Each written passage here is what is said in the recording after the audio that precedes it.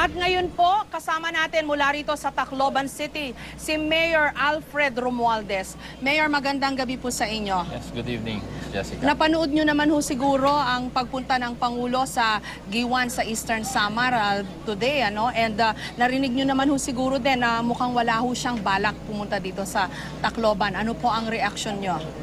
First of all, nabalitaan ko nga na nasa Giwan siya at may nagtanong nga sa akin at ang nasabi ko naman siguro maganda rin kung makapunta naman siya sa mga lugar na hindi pa niya nabibisita. Dahil kung ang pagbisita niya dito ay pag-i-inspeksyon at titignan niya kung anong mangyayari, ano nangyayari, halos linggo-linggo may dumadating naman dito ng mga opisyal galing sa national government, nakikita naman nangyayari. Siguro maganda, silipin niya yung mga lugar na hindi pa niya napupuntahan. Kasi maraming lugar din na tamaan. Pasensya na ho kayo, diretsuhin ko na ho kayong tanungin. Yes. Are you on good terms with the President or Malacanang? As far as I'm concerned, I've always treated my working relationship very professional. And ako naman trabaho ko yan because I'm also very careful because I represent more than 240,000 people and I have to be very careful with that because I also believe pag hindi magandang relasyon baka naman hindi tulungan o baka maapektuhan naman yung mga tao. So I try my best to make that relationship strictly professional and do whatever is asked of me and comply to whatever is requested of me. So, kasi sabi ho ng Pangulo yata kanina, ilang beses naman na raw siyang nagtungo rito sa Tacloban to check on the rehabilitation. But still, no, people cannot help but speculate na mukhang inisnab niya ho itong inyong syudad kahit na of all the places na nasa lantapo ng Yolanda, kayo, yung syudad ninyo ang pinakanapuruhan at anniversary pa naman nung paghagupit po nito. I think kailangan naman natin i-distinguish also yung pagpapasyal niya rito at yung tulong na umaabot dito. Kasi minsan rin ang mahirap ay kung bumisita siya, lumalaki rin ang expectation ng tao at yun ang pinagbabasihan at nadidisappoint later on kung hindi naman nangyari yung mga nangyari o sinasabing mangyayari. Kaya ako naman, ang ano ko lang dyan, ako, hindi ko na iniisip yun kung masama ang loob ko tungkol doon. What's important to me is how the people feel about it. How the people feel about it. Because I believe yung iba naman dito, para bang naghahanap rin lang konting, siguro, iba na rin yung mapasyalan ka ng tatay ng Pilipinas, hindi ba? So, yun, hinahanap rin naman nila yun. So, there are complaints na medyo nababagalan sila sa mga nangyayari. Kasi hindi ko rin masisi naman pag tinitingnan ko dahil kalimitan tinatanong sa akin, Mayor, bakit naman nakikita namin nila pinapalapad yung kalye kung ano-anong ginagawa na may infrastruktura. Pakatapos ito naman yung talagang makakatulong sa amin, yung pagbigay ng bahay, bakit masyado natatagalan? Ako naman sinasabi ko, kasi may proseso rin yan. Hindi lang paglagay ng bahay, gagawa pa tayo ng buong township, may mga utilities pa dyan, marami tayong mga gagawin dyan. Pero siyempre, hindi mo rin matanggal sa kanila na iniisip nila, yung tulong ng gobyerno ay panay indirect help, indirect infrastructure which eventually will help them, local economy which eventually will help them, pero house that will directly help them. So pagamat sabi niyo naiintindihan niyo yung sentimento ng inyong mga constituent, pero you must be feeling very hurt by all of this. Parang slight ho ba ito, insult or pag-isnab? How are you taking it? I guess just very frustrating. Because siyempre gusto ko rin maintindihan na dapat ang prioridad ng gobyerno, ang prioridad natin lahat ay tulungan yung kapwa-tao, tulungan natin na magkaroon ng bahay sila. Kasi mahirap maghanap buhay, mahirap talaga to move on.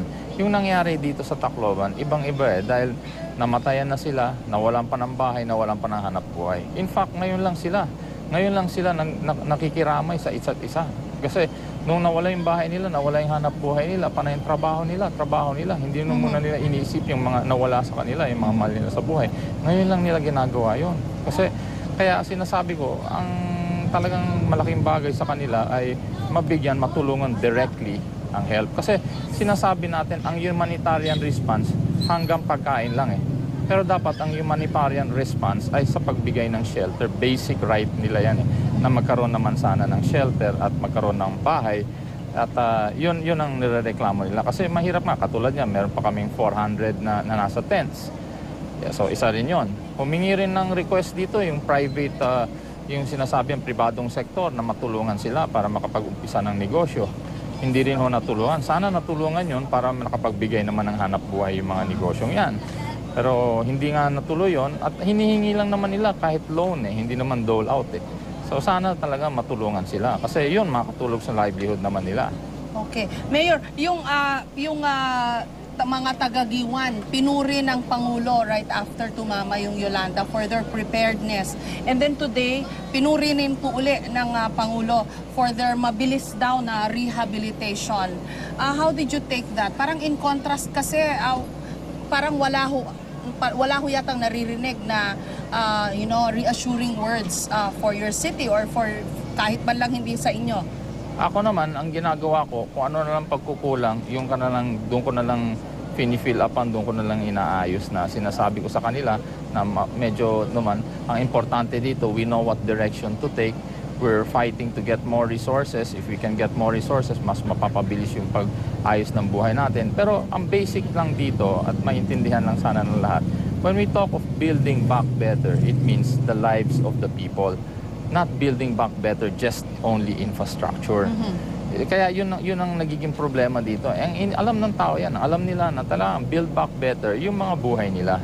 So yun ang talagang dapat ayusin. Pagkatapos, ang masasabi ko naman, dahil klarong-klaro na hindi naman rin naiintindihan ng national yung sitwasyon ng Tacloban dahil highly urbanized city kami.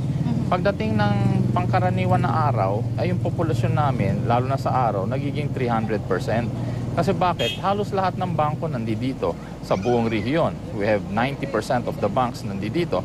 Meron kaming 4 universities dito. 80% of the students are not from Tacloban. And yet, we're expected to give basic services for all of them. Kaya nung nangyari yung bagyo na yan, laging nagkukulang yung mga relief goods nila. Kasi sinasabi nga namin, yung populasyon namin na 240,000 ay hindi 240,000 yan. 700,000 yan. Kasi sa daming tao na nandito, parang Metro Manila, mas maraming tao nasa loob ng Metro Manila sa araw kaysa sa gabi. And nung tumama yung bagyo na yun, Friday yun. Pagkatapos, pag may bagyo pa, ang practice, lahat nagtatago sa Tacloban. Kasi nandito mga ospital, nandito yung mga hotel. Kaya kulang din kami sa evacuation center. Dahil pinagbabasihan lang ng mga evacuation center, yung gagawa lang tayo based on our population. So we really have a bigger task to handle. Okay.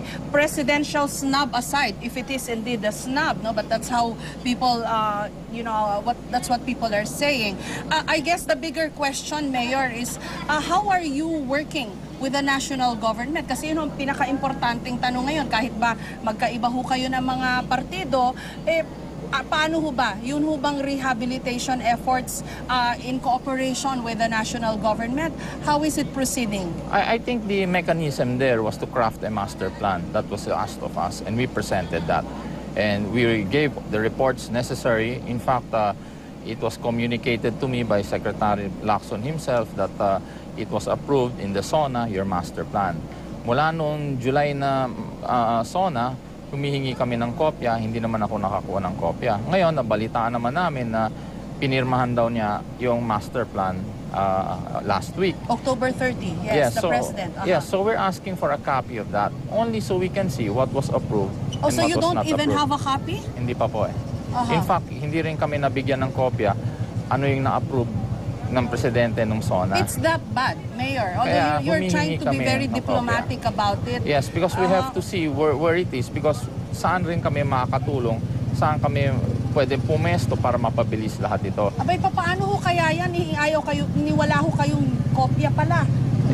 Yun nga ho iniintay namin. Kasi katulad yan, anong paplanuhan namin, hindi namin alam ano yung na-approve, ano yung hindi na-approve. Kaya gagawa rin kami ng budget namin for the year. So kailangan namin, baka magdoble-doble kami. So ano ba talaga? So we're just waiting for that. So at best, would you say that medyo very antagonistic ko yung relationship nyo? Well, I don't know, but I think that is also happening to other LGUs.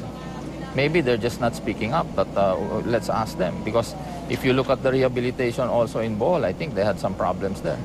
So what we're trying to say is that kaya nag-partner nga kami with the United Nations in crafting a master plan para mapabilis ito dahil sila masanay sila diyan sa mga rehabilitations in disasters. Kaya doon ho kami pumesto. Ang magagawa ko lang naman talaga, katulad niya, nagsalita naman ng presidente, sabi niya, if you will criticize, at least be constructive. So kami naman, we're being constructive. Whatever is needed yet of us, we will present. But basically, I think it's seen here, maraming pumunta rito ng mga dayuhan at mga local na mga media, nakita nila yung mga tao, what they're going through. And I'm saying the focus really should be building the lives back of our people, help them there. And they have to look at it as an investment and not an expense. When you spend for people, it's an investment because we have to strengthen our people in order to empower them para naman maging productive sila. Well, your intentions are very good, but I just wonder, how do you function given this situation with the national government? Well, katulad niyan, nagpartner kami with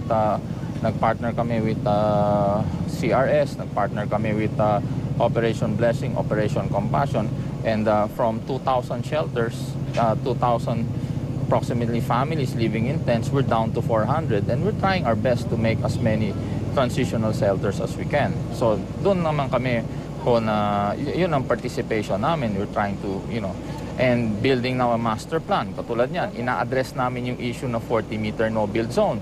Kasi nagka-problema. Nung nilabas yung batas na yon, ang ibig sabihin lang nun, bigyan ng access yung national government sa mga area na yan. Kaya ginawang 40-meter no-build zone. But it is not addressing the safety issue.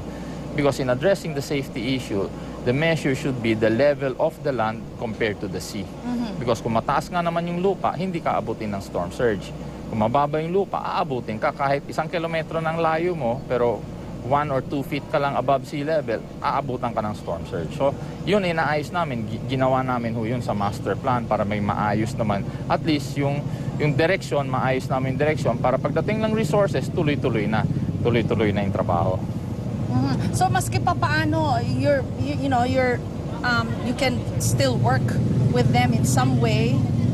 Well, it's part of... Mamimend ho ba yung inyong differences? Oo naman, I feel naman kasi nandyan naman. Kaya ang sinasabi ko naman, maganda naman yung mga tao. Kaya tingnan mo, pag meron dito mga nagre-reklamo, may nagpo-protesta, sabi ko, pasalitain na lang natin. Total naman, marami naman silang pinagdaanan na rin sa buhay. Hirap na rin sila. Dapat pasalitain natin para malaman natin. Because ultimately, it's the people that will judge. We are elected officials, even the president. We were given that mandate that cost and trust and confidence. But who owns all these resources? The people own it. So it's how we manage it that counts. So I think the ultimate guide here or the ultimate test here really would be asking our people, how do you feel? What do you feel is happening? And based from my conversations with them and our interaction, nakikita nila bakit yung focus nga hindi direkta na ayusin na lang kaagad yung matitirahan nila at mabigyan nga sila ng sapat naman na shelter. Is there any attempt at all, Mayor, to have a parang serious talk with the President or Malacanang about all of these difficulties that you're encountering? Well, I think the best way to sum all of this up is that from what I read, the President had a cabinet meeting and he himself was upset na bakit mabagal. So I think he sees that also. So he has more authority than I have really to look into these different departments and agencies and start investigating and try to create mechanisms that will fast-track all of this because it concerns people's lives directly. So I think, that must be given high priority. I don't know if you'd care to give a message to anyone, probably in Malacanang, if not to the President. Well, we're trying our very best here na walang bahid politika. We respect the moves or decisions of the President. If he decides to do otherwise and not to come here, that's fine. But we're basically reaching out if we can create more mechanisms really to address this problem more immediate, preferably, kasi kailangan talaga ng mga tao. And hindi lang tayo tatamaan ng bagyo ngayon. Nagkataon lang Tacloban tinamaan. Pero with what we have now with climate change, we're gonna experience storms year in and year out. We might as well address this issue head on so we can create mechanisms now in addressing them quicker. Maraming salamat po, Mayor Alfred Romualdez ng Tacloban City. Thank you. The best of luck po sa inyong pagbangon dito sa Tacloban. Thank you. Thank you po. Welcome back.